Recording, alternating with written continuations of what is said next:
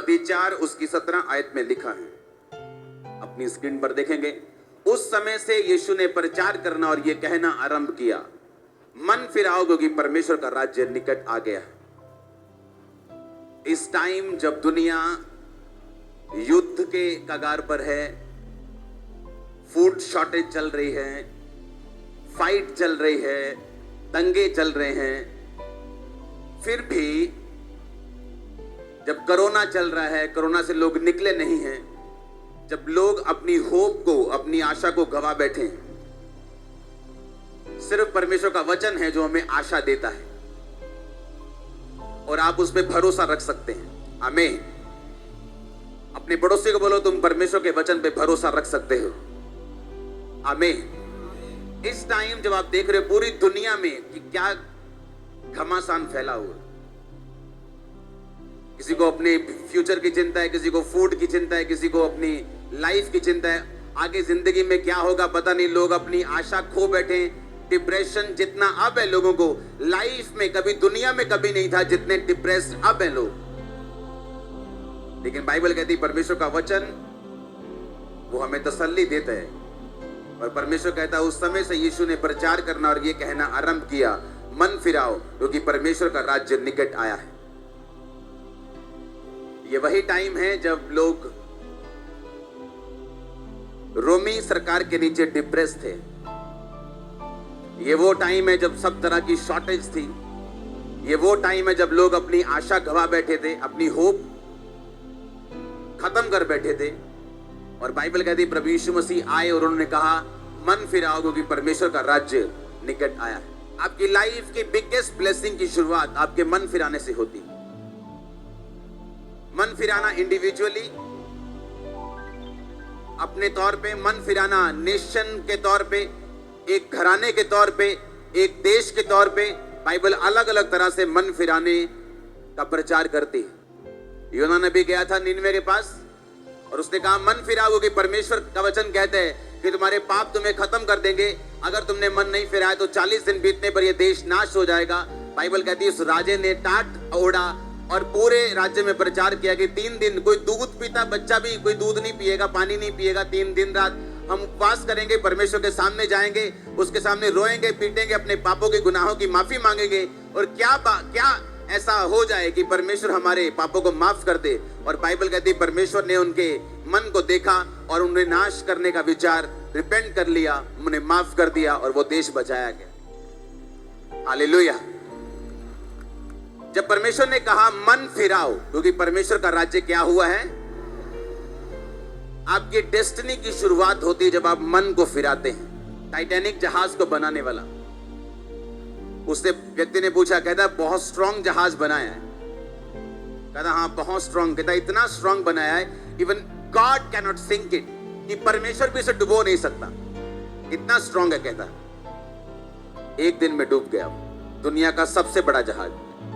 सुनो मेरी बात, परमेश्वर कह रहा था मन फिराओ और परमेश्वर के साथ मेल मिलाप कर लो।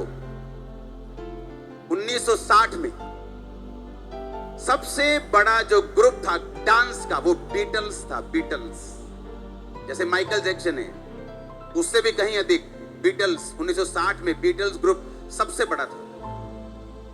1966 में जो उसका ग्रुप का हेड था वो एक इंटरव्यू में एक इंटरव्यू दे रहा था उस पत्रकार को और उसने कहा ओह जीसस, कहता जीसस अब इतना फेमस नहीं है।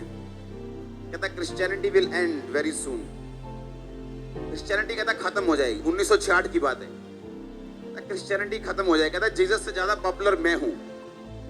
इस स्टेटमेंट को देने के बाद 1970 में उनका ग्रुप टूट गया और 1980 में उस व्यक्ति की गोली मार के हत्या कर दी गई। मेरी प्रार्थना है कि जब आप इस वचन को अपने लिए रिसीव करेंगे तो आपसे यूं रहे कि परमेश्वर आपको ब्लेस करे। सबको जय मसीह की। जब परमेश्वर आपको कहता है कि मन फिराओ, इसका मतलब ये नहीं कि वो चाहता है कि उसकी चर्च भर जाए। वो चाहता है कि जो आने वाला नाश वो देख रहा है, तुम उससे बच जाओ।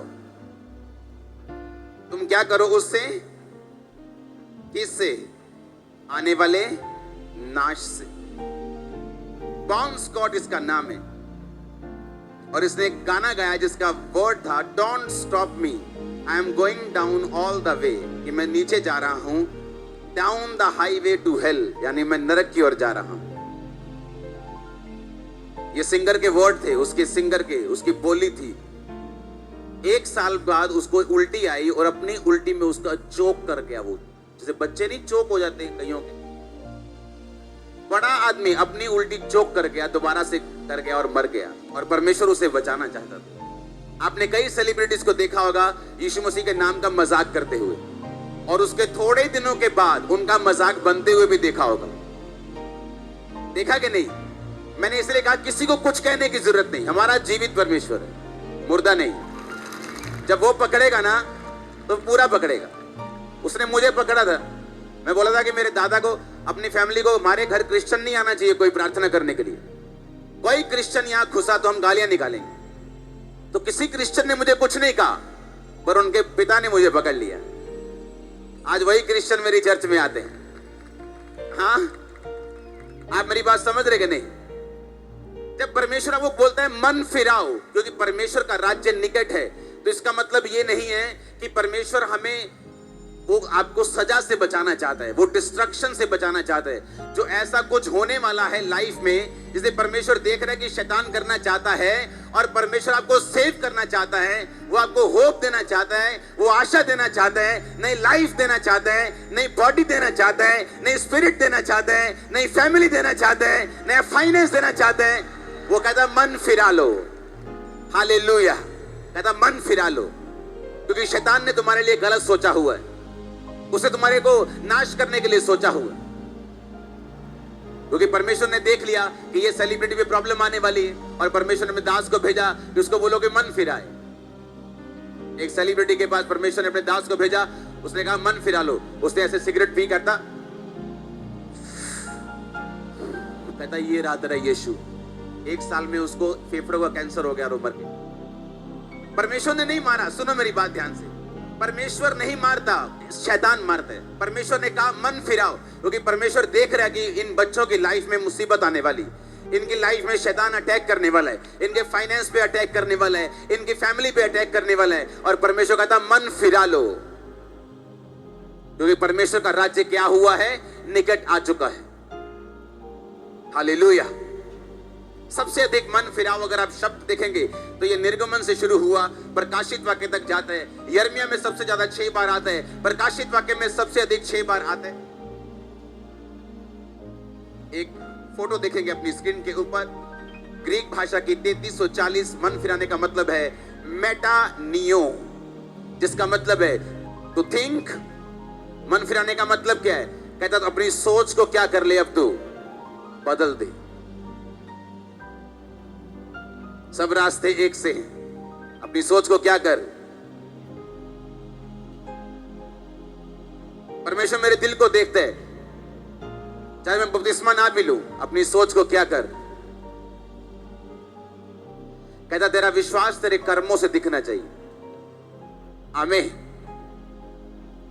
शैतान के भी दिल में है कि परमेश्वर यीशु मसीह परमेश्वर है, तुम्हारे भी दिल में है और तुम अंगीकार करते हो। शैतान भी कहता अंगीकार करते हैं, लेकिन वो कर्म नहीं करता। परमेश्वर तौबा करने के लिए बोलता है ताकि फैमिली इस डिस्ट्रक्शन से, उस आने वाली मुसीबत से बच जाएं। हालेलुया। और देखो परमेश्वर बचाना चाहता है लोगों को, और उन्हें बहुत से ऐसे केसेस है जहां पास्टर्स गए और वचन अधिक एक्सेप्ट करना आपके ऊपर, हमारा काम प्रचार करना है।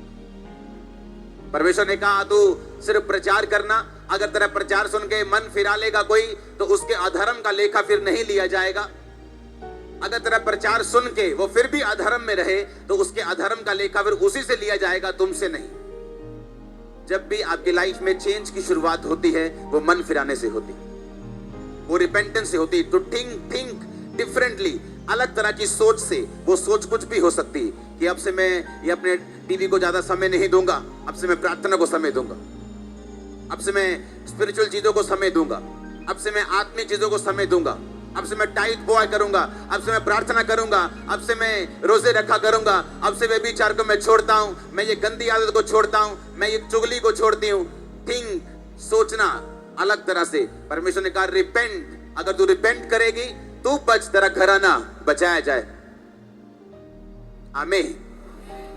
उसने कहा मन फिराओ, मन फिराओ, मन फिराओ। तुम्हारा नाम क्या है? उसने ये नहीं कहा कि पीटर मन फिराए, या जो जिसने अपना नाम क्रिश्चियन नहीं रखा वो मन फिराए। परमेश्वर ने कहा बस मन फिराओ, अलग तरह से सोचो, मेरे पीछे आओ, क्योंकि परमेश्वर का राज्य निकट आ चुका है। हालेलुया। बाइबल कहती देशों को बचाने के लिए परमेश्वर ने यही मैसेज दिया, परिवारों को बचाने के लिए भी यही मैसेज दिया। जब जक्कई को परमेश्वर ने देखा कि इसने मन फिरा लिया है, कैसे मन फिराया उसने? कहता जो कुछ मैंने गलत तरीके से ले लिया है मैं उनको 4 गुना वापिस करता हूं, अपनी आधी प्रॉपर्टी मैं कंगालों को दे देता हूं। जब परमेश्वर ने देखा इसने सचमुच मन फिरा लिया और इसकी सोच बदल चुकी है, परमेश्वर ने कहा जक्कई आज तेरे घर में उद्धार आया है, तू और तेरा घराना उद्धार पाएंगे। आमीन, हालेलुया। आपकी लाइफ की बिगेस्ट जर्नी जो है वो रिपेंटेंस से शुरू होती, तौबा से शुरू होती। जैसे आप तौबा कर लेते हैं अपने गुनाहों से, रॉन्ग डूइंग से, जो आप गलत कर रहे हैं उससे, और आप परमेश्वर के साथ मेल मिलाप करते हैं, आप बच जाते हैं डिस्ट्रक्शन से, आप बच जाते हैं आने वाली मुसीबत से, फ्रस्ट्रेशन से, उस खिजाहट से, उस मुसीबत से, उस बीमारी से, उस चीजों से जो आपके लिए नहीं बनाई गई लेकिन शैतान चाहता है आपकी लाइफ में वो आपको दे। हालेलुया। परमेश्वर से पंगा लेना, लिखा उसके हाथों में पड़ना बहुत ही क्या है, भयानक बात। आमीन। उसने कहा जो तेरे दिल में है वो कर, पर एक बात का ध्यान रख कि जो तू करेगा तेरा परमेश्वर उन सब विषयों में तेरा न्याय करेगा। हालेलुया। जो तू करना चाहता है कर। एक पिक्चर मैंने देखी, उसमें जो एक्टर है वो कह रहा है कि ये जो चर्च वाला गॉड है ये वाइन पीता है, हाँ, और चर्च में वाइन लेके गया वो, उसको ये नहीं मालूम कि वो वाइन, वो दारू, वो शराब नहीं, वो एक दाखरस था, वो अंगूरों का रस है जो वो लोग ट्रेडिशनली पीते थे। अंगूरों को उबालकर उनका सीरा बनाकर बच्चे भी पीते थे, बड़े भी पीते थे। और उसके बाद उसकी जिंदगी चेक करो कैसे टूट के फूट के बिखर गई। चेक करो उसकी लाइफ को। आप मेरी बात समझ रहे कि नहीं? आप कुछ भी ना कहें, लेकिन जिस परमेश्वर से लोग पंगा ले रहे हैं उसको मालूम है हैंडल कैसे करना है। आप उसको थोड़ी सी बेइज्जती देंगे वो पूरी दुनिया में आपको बेइज्जत करेगा। आप उसको थोड़ी सी महिमा देंगे वो आपको उठा के खड़ा कर देगा। आप परमेश्वर को कुछ लाइव बोलेंगे, आप उसको कुछ पब्लिकली बोलेंगे और आपको क्या लगता है वो चुप करके बैठ जाएगा? परमेश्वर धीरे से काम करते हैं, उसकी लाठी बे आवाज है, लेकिन जब पड़ती है सबको सुनाई भी देती है और सुनाई देती भी नहीं। वो दिमाग इस तरह से घुमा देगा कि तुम गलत डिसीजन लेने लग जाओगे, तुम्हारी लाइफ के लिए, फैमिली के लिए सब कुछ बिखर जाएगा और तुम अब भी सोचोगे कि all is well. All is not well. Hallelujah. इसलिए हम किसी से नफरत नहीं करते, किसी सेलिब्रिटी से, वो कोई भी गलती करे मैं कभी भी सुझाव नहीं देता इस पे केस कर दो, इस पे ऐसा। मुझे मालूम है इसने प्रभु से पंगा लिया, परमेश्वर अपने आप सीधा कर देगा इसको। मैंने भी लिया था। एक क्रिश्चियन घर नहीं आने चाहिए। हम हिंदू सिख लोग हैं, हमारे घर में एंटर नहीं करने चाहिए। गाली निकालूंगा मैं, क्योंकि मुझे ऐसा पता चला था कि ये लोग ऐसा ऐसा करते हैं कुछ जो मुझे पसंद नहीं आया, और मैं बहुत गुस्सा किया मैंने। और मैंने मंत्रों को ऑडियो चलती थी तब, ऑडियो में लगा के अपने कोठी पे लगा दिया था। 24 घंटे वो चलते थे। मैंने कहा इसको कोई हिलाएगा नहीं अब, और कोई जना चर्च नहीं जाएगा घर, सब जहां मैं बोलूंगा वहां जाएंगे। और ले गया वापिस, चर्च नहीं जाने दिया। लेकिन उसके बाद मुझे लेके आना पड़ा सबको चर्च में जब मैं मेंटल हुआ। तो वो डॉक्टर्स, वो जगहें, वो चीजें जिन पे घमंड था, वो घमंड जब परमेश्वर ने चूर चूर करके मुझे धरती पे लाके खड़ा कर दिया, जब जीरो से भी माइनस में कर दिया, जब जीरो करके फिनिश करके खत्म कर दिया, सुसाइड करने वाला था वही व्यक्ति जिनको गालियां निकालता था, उन्हीं का चर्च देखा और बचाया गया। किससे पंगा लेंगे? परमेश्वर से। मैं लेके देख चुका हूं, उसके हाथों में पड़ना क्या है, भयानक बात है। आप कोई भी हो, उसके सामने कोई सेलिब्रिटी नहीं, आप उसको बेइज्जत करेंगे वो आपकी पूरी तरह से छील उतार देगा। आप उसको हल्का सा टच करेंगे, बोलेगा कोई बात नहीं, चिंता मत कर। अब आप कोई भी व्यक्ति देख लो जिसने यीशु मसीह की बेइज्जती की हो, और आने वाले टाइम में आप उसकी लाइफ देख लो, आपको मजा आ जाएगा देखकर कि वाह परमेश्वर ने क्या किया है। हालेलुया। अब वो लोग जिनको मैं गाली निकालना चाहता था उनके सामने हाथ जोड़ के बैठा था, करो जी प्रेयर। हाँ, सिर थल्ले कर, लो जी, थल्ले पे जा, लो जी। हाँ, अब क्या हुआ?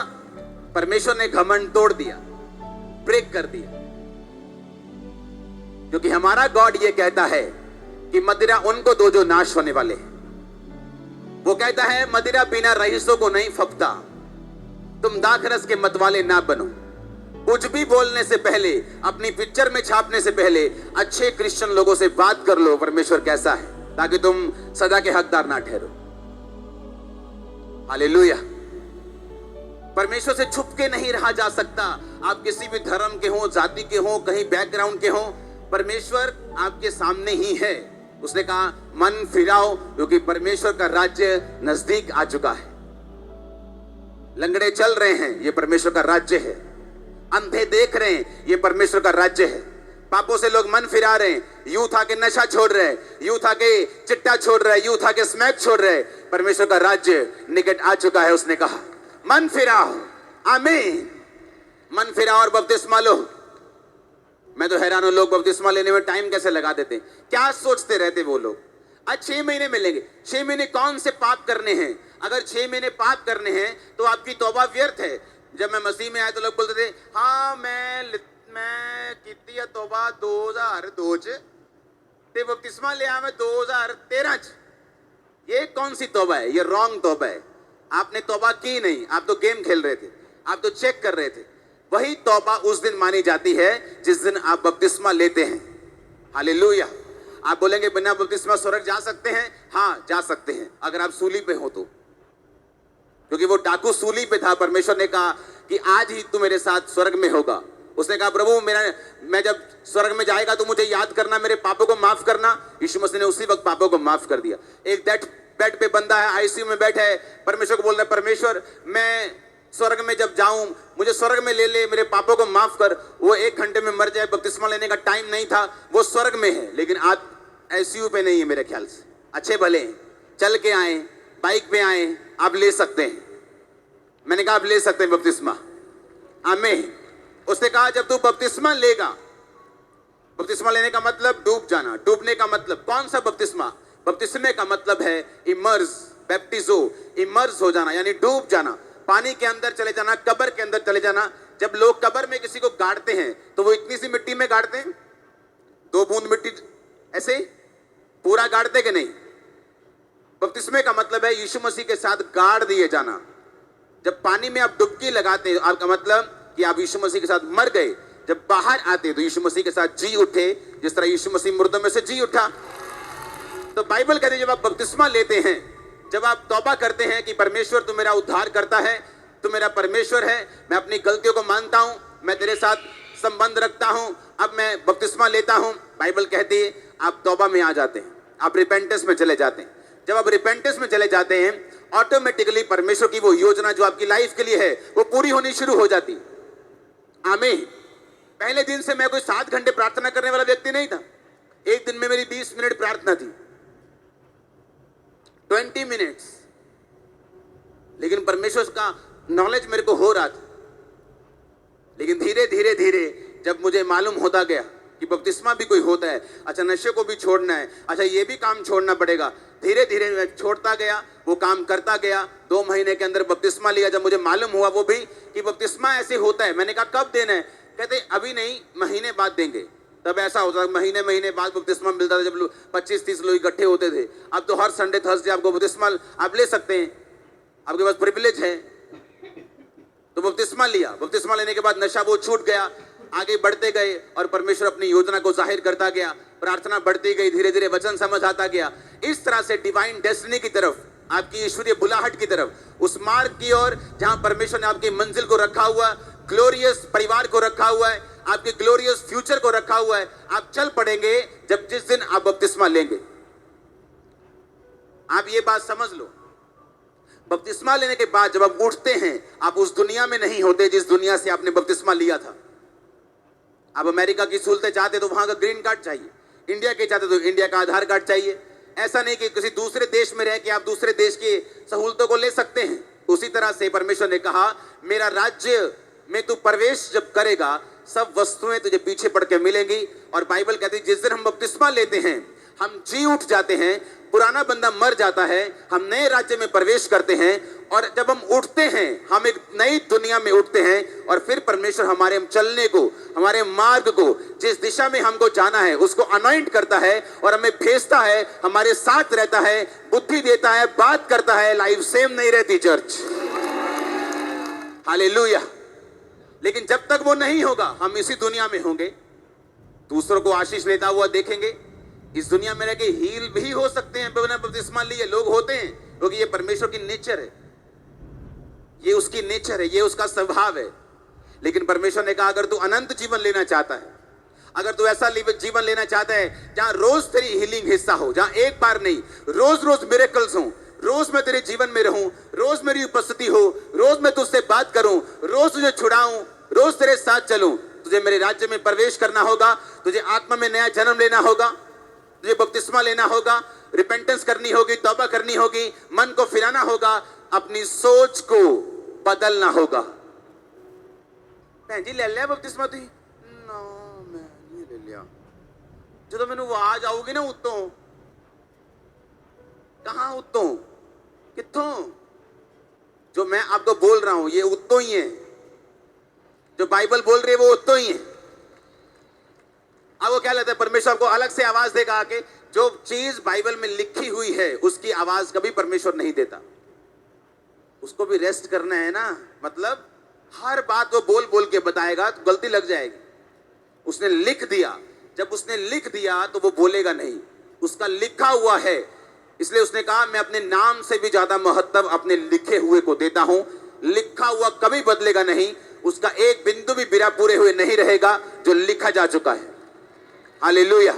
नासा भी मान दे जो बाइबल में लिखा वो ट्रू है। आमीन। कितने मेरी बात को समझ रहे हैं?